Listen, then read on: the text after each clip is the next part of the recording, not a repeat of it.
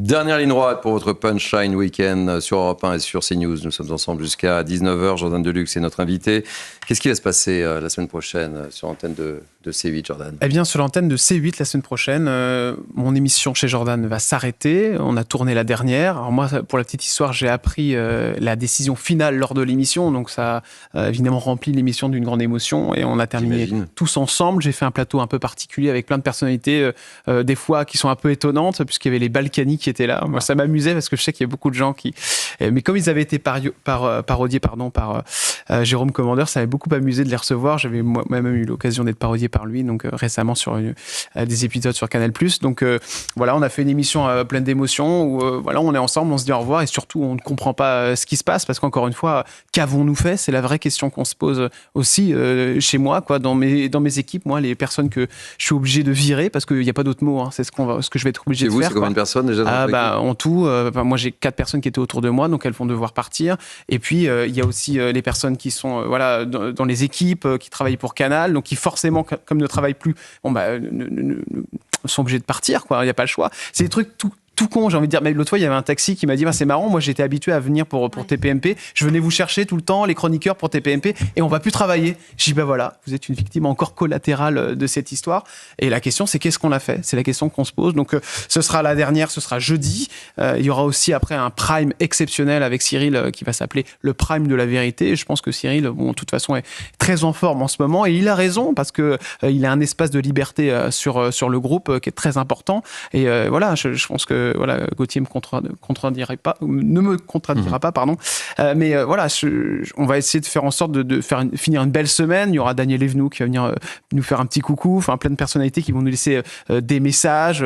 Moi, j'ai reçu pour la dernière un message de Stéphane Rothenberg, Christina Cordula, enfin plein de personnes qui sont venues faire l'émission ou qui la regardaient, et beaucoup d'émotions parce qu'on comprend pas, quoi. Je veux dire, une émission qui fonctionne, des gens qui nous regardent, qui viennent nous voir dans la rue en nous disant c'est super, on passe des bons moments avec vous. Tout s'arrête. Pourquoi ? Je ne comprends pas. Je ne comprends pas. Et ce que j'ai entendu tout à l'heure, ce que vous m'avez dit avant l'antenne, qui confirmait ce qui a été dit dans l'émission de Cyril, donc concernant ces propos qui ont été tenus par des personnes qui travaillaient donc du coup pour l'État, hein, et qui ont fait entre guillemets arrêter cette chaîne, me rend fou, quoi, de dire voilà, il y a des potes à Hanouna, faut les mettre au chômage. Mais moi, j'ai pas du tout honte et je suis très fier de dire qu'en effet, je fais partie des personnes qui apprécient Cyril. Je pense que vous en faites partie aussi, cher Gauthier, et on est beaucoup à apprécier Cyril. Et en effet, on va être au chômage, oui. Et je n'ai pas honte du tout, mais vraiment pas honte du tout de dire oui, je vais être au chômage, je vais mettre mes équipes au chômage, mais je n'en suis pas responsable. Et j'ai aucunement l'envie de dire aujourd'hui voilà, j'ai fait une connerie. Qu'est-ce que j'ai fait, quoi ? Qu'est-ce qu'on a fait, quoi ? Je veux dire, s'il y a eu des bêtises qui ont été commises sur cette chaîne, elles ont été réprimandées, elles ont été réglées. Lourdement, très lourdement, et vous le disiez tout à l'heure, Gauthier, avec faisait référence aux différentes amendes. Histoires d'amendes. Donc voilà, ça me fait beaucoup de peine, et nous, on va finir cette émission en pleurs. Mais je pense que de toute façon, jeudi soir, avec Cyril et toutes les équipes, on finira aussi en pleurs. Parce que c'est franchement terrible, quoi. Il y a une espèce d'injustice terrible là-dedans. François, quelle image on envoie à la France ? Quelle image on envoie au monde ? Je ne comprends pas la stratégie de ceux qui font ça, parce que ça fait 30 ans qu'on explique que le Front National, au début, puis le Rassemblement National, il ne faut pas leur parler, il faut les évoquer. Là, on dit les chaînes de Bolloré.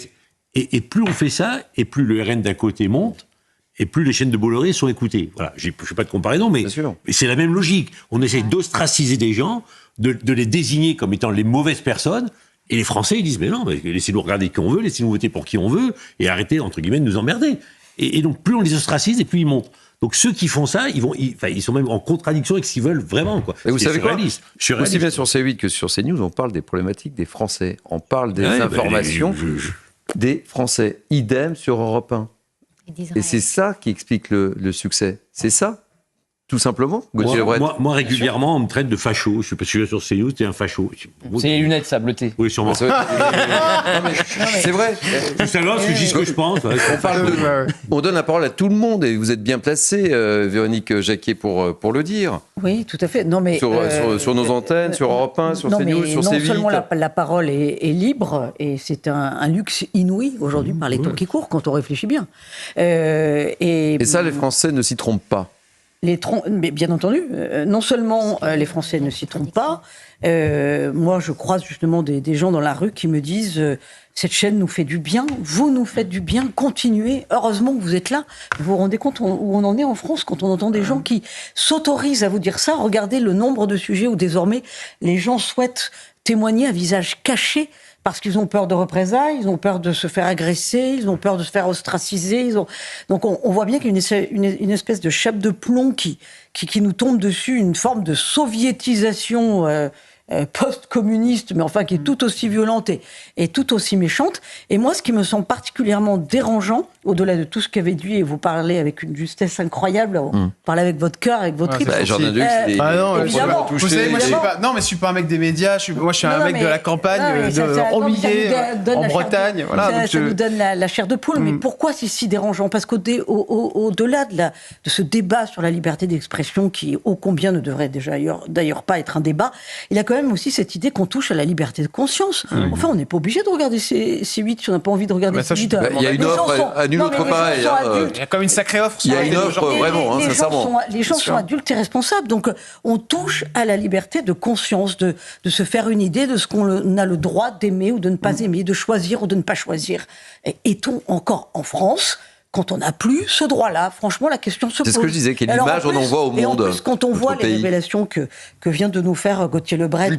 C'est extrêmement grave. Et ses camarades qui seront ce soir à l'antenne, ça pose franchement question, parce que c'est comme si on avait volontairement tiré un missile sur Cyril Hanouna. C'est ça, exactement ça. Ouais. Voilà. Donc ça pose question, et je pense qu'il y aura forcément des suites.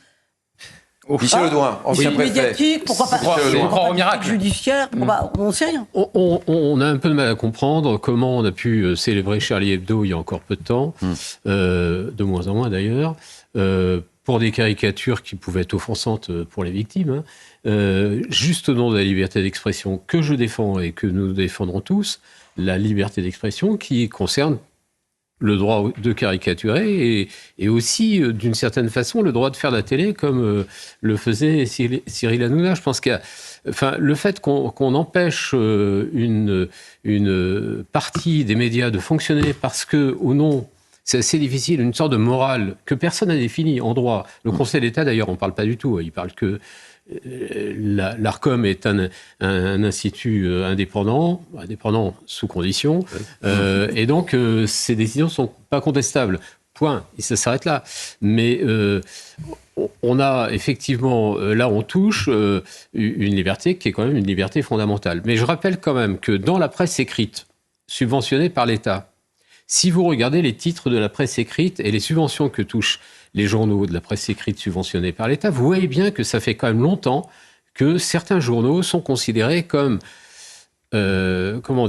compatibles avec l'esprit moral que porte une partie des décideurs. Et donc touchable. Et donc touche des subventions, et qu'une autre partie de la presse n'a jamais touché de subventions. Et d'ailleurs, on a eu une disparité de l'offre dans la presse écrite qu'on avait réussi. Vous avez vu ce qui s'est passé au groupe Ebra? Le groupe Ebra, vous connaissez le groupe Ebra? Oui, le patron. Le président était obligé de démissionner. Il avait liké un post LinkedIn de Sarah Knafo. Il était obligé de démissionner. Je connais très bien Jean-François Aquilier était licencié du service public de France Info parce qu'il avait osé parler à Jordan Bardella de faire un livre. On est très loin de 1980, de ce souffle de liberté que j'évoquais tout à l'heure. Très très loin, à milieu. Oui, non, c'est plutôt 1984. Oui, c'est plutôt 19... Big Brother. Exactement. Un dernier mot, peut-être, en tant qu'avocate, Virginie Bensoussan Brûlé. Oui, j'interviens très régulièrement devant la Chambre de la presse, puisque je suis également spécialisée en droit de la presse, je vous interroge, voilà, sur ces sujets-là. Et en tout cas, il y a aucune condamnation répétée sur la chaîne pour de la diffamation, de l'injure, une atteinte au secret de l'instruction, une atteinte au secret de l'enquête, cumulée qui justifierait que effectivement C8 et l'émission de Cyril Hanouna puissent être qualifiées quelque part d'abus de la liberté d'expression. Et d'ailleurs, on parle plutôt, si ce n'est de dérapage, en tout cas d'émissions en direct avec plusieurs personnes sur le plateau. Donc oui, je pense que même les non-téléspectateurs réguliers de la chaîne ne comprennent pas. Personne ne comprend, et le public Virginie. plus jeune sur l'autre chaîne musicale et puis vous en parlez. Je pense qu'il y a tous les salariés, CDD, CDI, mais il y a les pigistes, les prestataires. Et puis moi, je voulais vous remercier. Je vous en prie, Jordan. De m'avoir invité, de nous inviter pour en parler. On a bouleversé la fin de notre émission avec David Poujol, voilà, parce que vous étiez avec nous, Gauthier était avec nous, et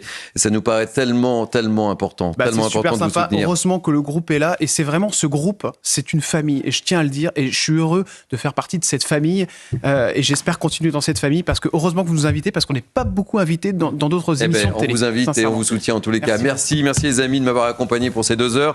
Merci à l'équipe qui m'a entouré, David Bouinet, David Poujol, si fidèle, Céline Génaud, Valentin Rouillon, merci à la programmation Anthony Bossès-Cama, merci évidemment aux équipes en régie. Les programmes se poursuivent sur nos 2 antennes.